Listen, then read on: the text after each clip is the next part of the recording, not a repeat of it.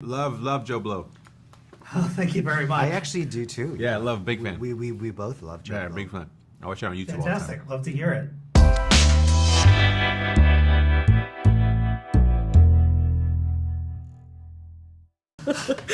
Hi. Hello, Steve Say for JoBlo.com. How are you? Good. How are you? Excellent, excellent. I'm very, very stoked to be here with you both today. I've been watching the show, reading the comic for years, and this is just a thrill for me, so thank you for being here. Absolutely. Thank you.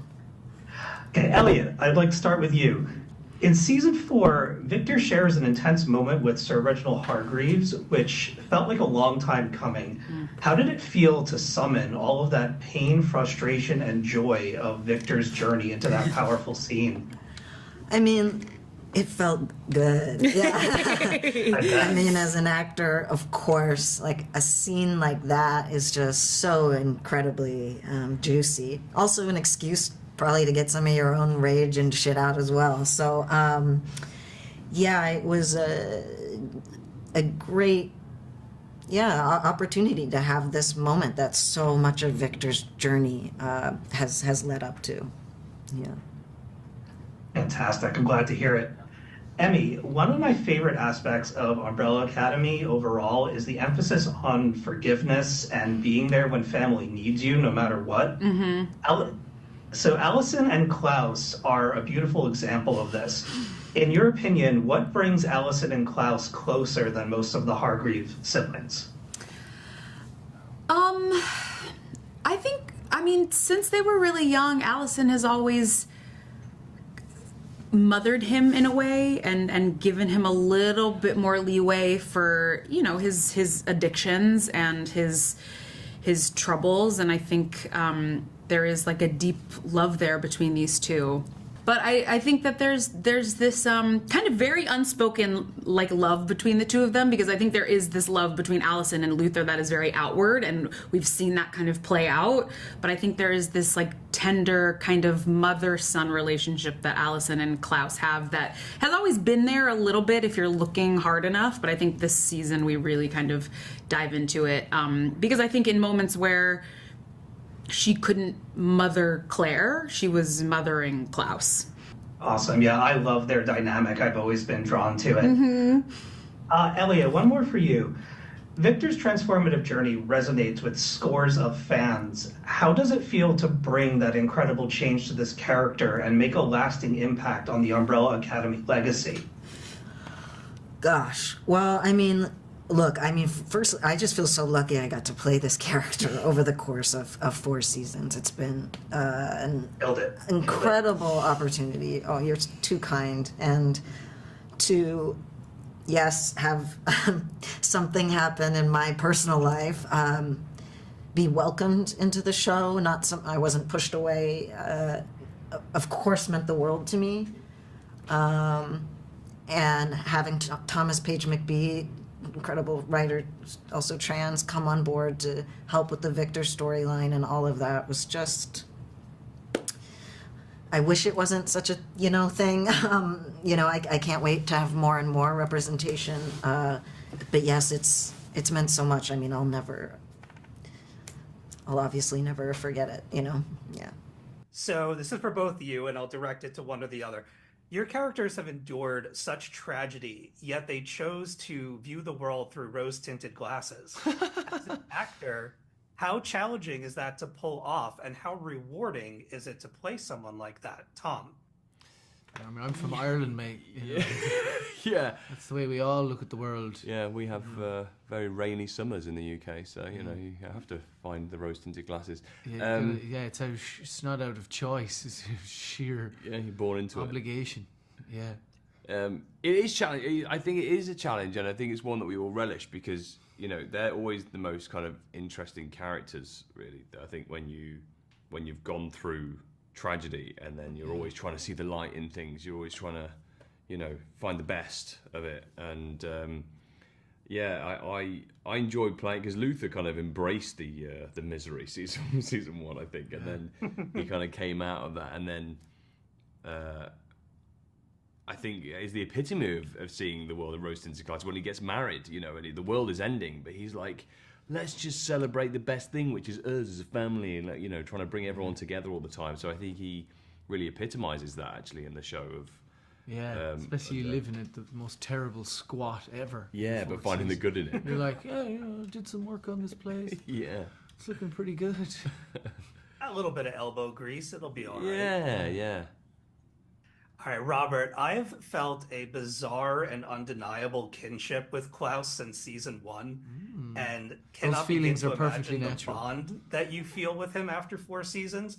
What's been your favorite part of playing this sweet, whimsical, and often misunderstood character? Oh, just that I get to go to a workplace where I'm allowed to embrace the spontaneous, unpredictable side of my character, and I can, you know, it's a lovely, energy-giving vibration, the vibration of pure mischief, you know.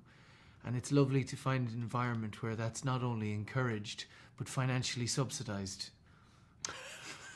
Excellent. Best bit. All right, Tom, what's your favorite of the weirdly aggressive dance scenes throughout the series? Yeah. I mean, the strip was yeah, unnecessarily aggressive in more ways than one.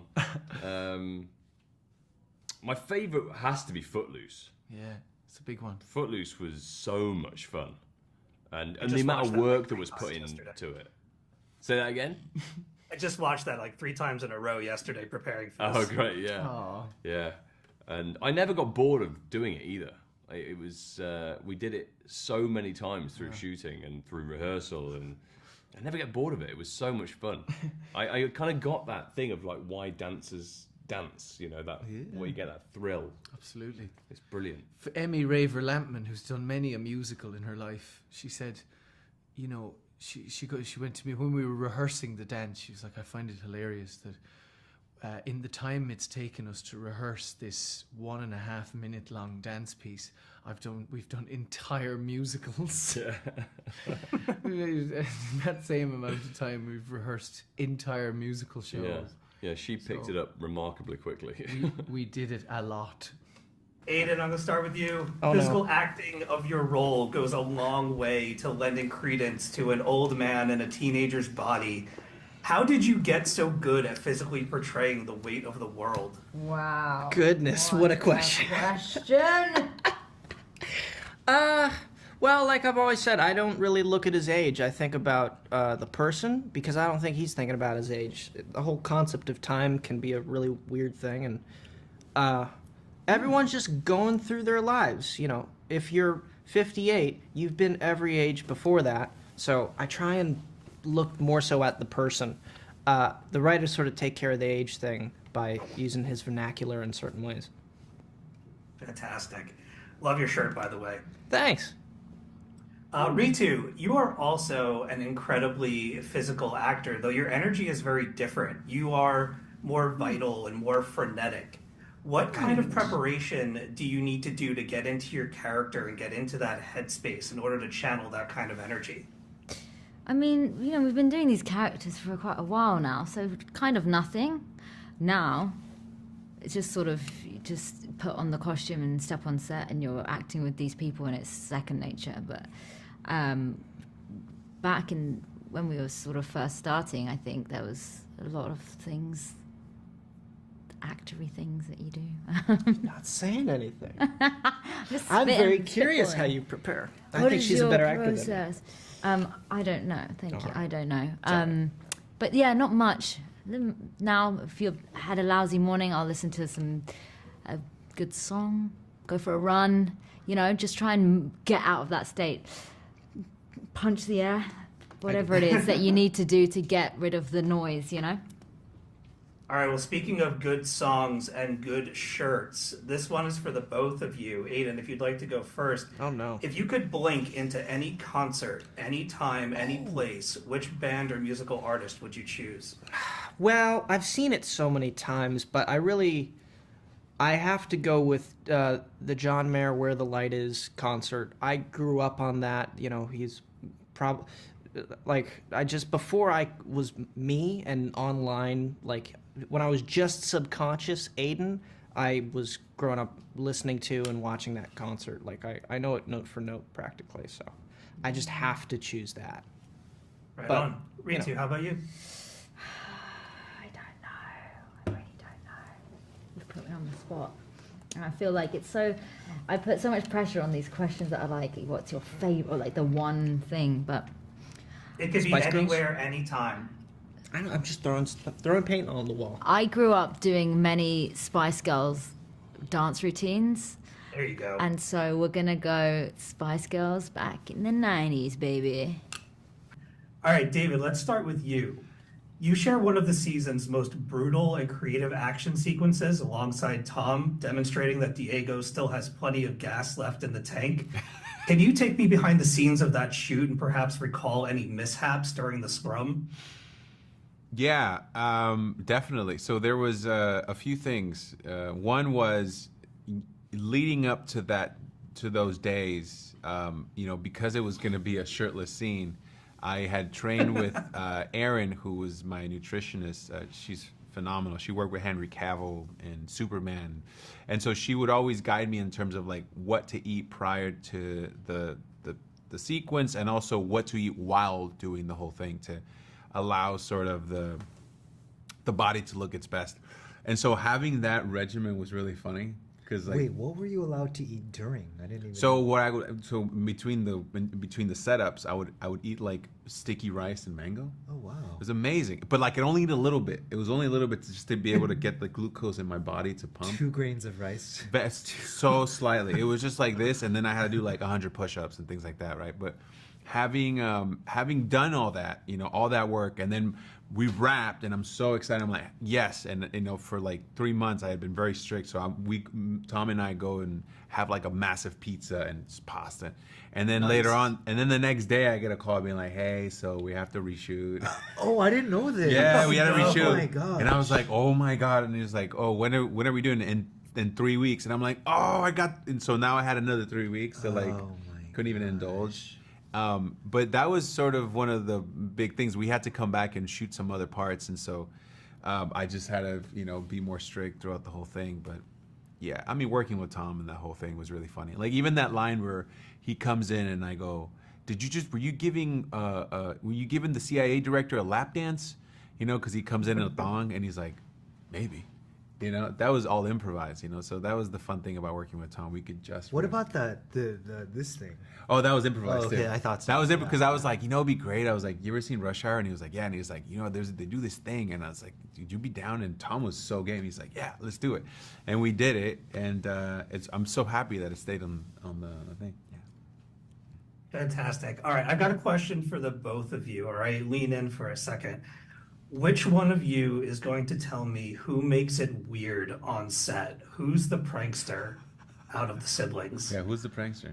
This guy is. What? Yeah, you're totally just trolling everyone. I'm not trolling everyone. Yeah, well, primarily me. Yeah.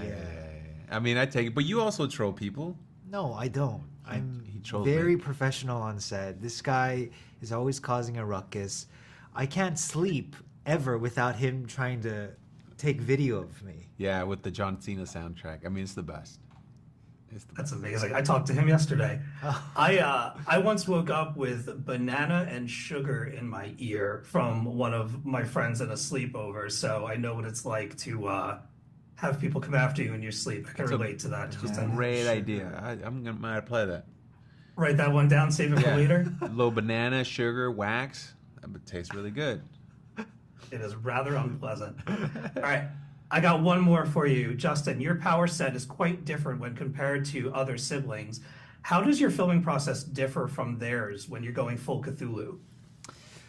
Well, it's really fascinating because it's changed over the seasons, and it's sort of a testament to how much technology has changed and advanced over the years as well. I remember the first season, it had to be a full green screen setup, and they had these sort of like cow-like udders on me, and it was a whole sort of rig that they had to set up in order for me to do these sequences. But now in the fourth season, because of the advancement of technology, it's like literally a couple of pieces of tape and boom, we're ready to go. And obviously in terms of my body, I had already gotten used to how the tentacles come out, and so by season 4, it was just like riding a bike, and so it was quite seamless by that time.